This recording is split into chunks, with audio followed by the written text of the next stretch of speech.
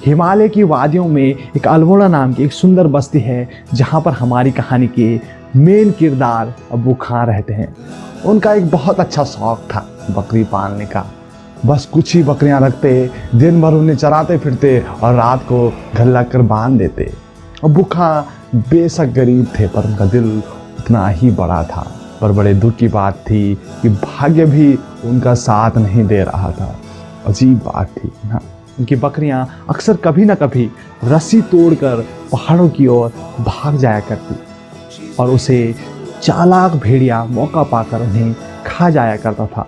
मगर बहुत अजीब बात थी, न शाम के दाने का लालच और ना ही अब्बू खां का प्यार और ना ही भेड़िए का डर उन्हें रोक पाता था। हो सकता है पहाड़ी जानवर अपनी आज़ादी से इतना प्रेम करते हो कि किसी भी हाल में उसे बेचने के लिए तैयार न हो। अक्सर जब अब्बू खां की कोई बकरी भाग जाया करती थी तो बेचारे अब्बू खां दुख के मारे सिर पकड़कर बैठ जाया करते और सोचते कि मैं अब से बकरी कभी नहीं पालूंगा। मगर अकेलापन बुरी चीज़ है। अब्बू खां किस दिनों तक ही बिना बकरी के नहीं रह पाते और कहीं न कहीं से एक बकरी ले आते। इस बार वे बकरी जो लेकर आए थे वो देखने में बड़ी खूबसूरत मालूम हो रही थी। उसके सफ़ेद सफ़ेद बाल और उसके बीच में काले सींग बड़े खूबसूरत थे। सीधी इतनी थी कोई बच्चा भी हो सकता था। अब्बू खां इस बकरी से कुछ दिनों में ही बहुत घुल मिल गए थे। वह उसे बहुत चाहते और उसको प्यार से चांदनी बुलाते थे और दिन भर उसके साथ रहते, उसे दुलारते और अपनी पिछली बकरी को वे कभी नहीं भूल पाए थे। सो उन्होंने अपनी इस बकरी के लिए एक नया इंतजाम किया। जो घर के आगे उनका खेत था उसके चारों तरफ बाड़ बंधवाई और उसके बीच में खूंटी पर चांदनी को बांधते थे, जिससे वह खूब इधर उधर घूम सके। इस तरह बहुत दिन बीत चुके थे। अब्बू खां को विश्वास हो गया था चांदनी अब कहीं नहीं जा सकती।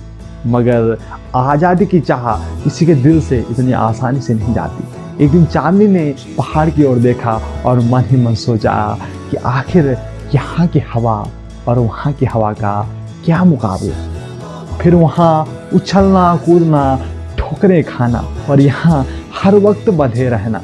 मन में इस विचार के आने के बाद अब चांदनी पहले जैसी नहीं रही। वह दिन प्रतिदिन दुबली होने लगी। उसे हरी घास अच्छी नहीं लगती और ना ही वहाँ का पानी अच्छा लगता। वह अजीब सी दर्द भरी आवाज़ में मैं चिल्लाती। अब्बू खां समझ गए कि हो ना हो कोई बात ज़रूर है। एक दिन अब्बू खां ने दूध दुह लिया तो चांदनी उदास भाव से उनकी ओर देखने लगी, मानो कह रही हो, बड़े मियाँ अब तुम्हारे पास रहूँगी तो बीमार हो जाऊँगी, मुझे तो तुम पहाड़ की खुली हवा में जाने दो। अब्बू खां मानो उसकी बात को समझ गए और चिल्ला कर बोले, या अल्लाह, यह भी जाने को कहती है। वे सोचने लगे कि अगर यह पहाड़ पर चली गई तो भेड़िया इसे भी खा जाएगा। वह पहले भी मेरी कई बकरियां खा चुका है। उन्हें चांदनी पर बड़ा गुस्सा आ रहा था। उन्होंने निश्चय किया कि चाहे जो हो जाए वो चांदनी को पहाड़ पर नहीं जाने देंगे और उसे भेड़िया से जरूर बचाएंगे। अब्बू खां ने चांदनी को एक कोठरी में बंद कर दिया, ऊपर से साकल चढ़ा दी। मगर गुस्से और झुंझलाहट में वे कोठरी का खिड़की बंद करना भूल गए।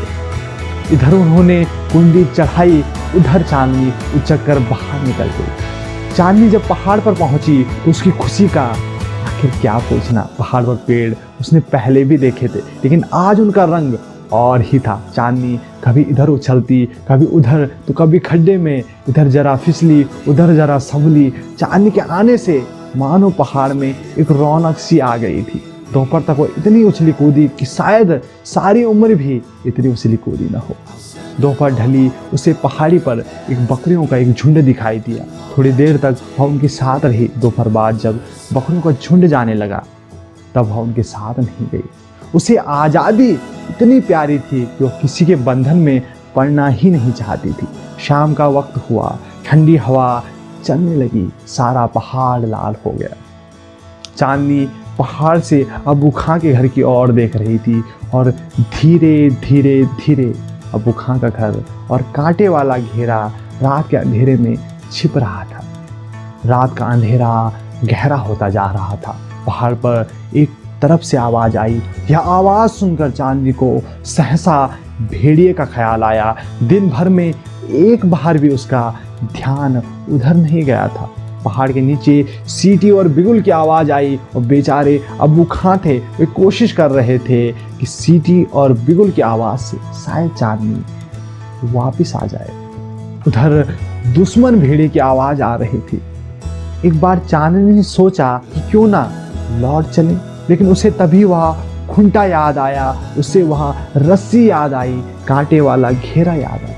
उसने सोचा इससे तो मौत अच्छी। आखिर सीटी और बिगुल की आवाज बंद हो गई। पिछले पत्तों की खड़खड़ सुनाई दी। चांदनी ने मुड़कर देखा तो सीधे खड़े दो कान दिखाई दिए और आंखें जो रात के अंधेरे में चमक रही थी। आखिर भेड़िया पहुंच गया था। सामने भेड़िया जमीन पर घात लगाए बैठा था। उसकी नज़र बेचारी बकरी पर जमी हुई थी। उसे जल्दी न थी, वह जानता था बकरी कहीं नहीं जा सकती। वह अपनी लाल लाल जीभ अपने नीले नीले होंठों पर फेर रहा था। पहली बार तो चांदनी ने सोचा आखिर क्या लड़ूं, भेड़िया मुझसे ज़्यादा ताकतवर है।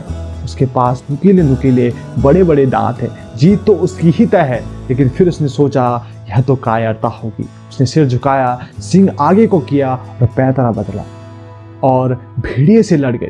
लड़ती रही, कोई न समझ पाया कि चांदनी भेड़ी की ताकत को अच्छी तरह से जानती थी। वह खूब समझती थी कि बकरियां भेड़िए को नहीं मार सकती, लेकिन मुकाबला जरूरी है। बिना लड़े हार मानना कायरता होगी। चांदनी ने भेड़िए पर एक के बाद एक हमला किया। भेड़िया भी चकरा गया, लेकिन भेड़िया था। सारी रात गुजर गई। धीरे धीरे चांदनी की ताकत ने जवाब दे दिया। फिर उसने दुगना जोर लगाकर हमला किया, लेकिन भेड़िए के सामने उसका कोई बस नहीं चला। वह बेदम जमीन पर गिर पड़ी। पास ही पेड़ पर बैठी चिड़िया इस लड़ाई को देख रही थी। उनमें बहस हो रही है कौन जीता कौन जीता। बहुत सी चिड़ियों ने कहा कि भेड़िया जीता, पर एक बूढ़ी चिड़िया बोली चांदनी जीती, चांदनी जीती। दोस्तों, आवश्यकता से अधिक रोक तो कैद जैसी लगती है, और आखिर कैद होती है। पिंजरा चाहे सोने का हो, लेकिन कोई भी पिंजरे में नहीं रहना चाहता। और अंत में सबसे महत्वपूर्ण सीख इस कहानी से मिलती है, यदि किसी संकट में हम फंस जाएं तो संकट चाहे कितना भी बड़ा हो, चाहे हमारी मृत्यु तय हो, हमें किसी भी परिस्थिति में घुटने नहीं टेकने चाहिए। दोस्तों, आपको कहानी कैसी लगी कमेंट बॉक्स में जाकर हमें ज़रूर बताएं, और ऐसी ही इंस्पायरिंग कहानियों के लिए हमारे चैनल को सब्सक्राइब करना बिल्कुल न भूलें, ताकि आप हमसे ऐसे ही जुड़े रहें। Thank you for watching.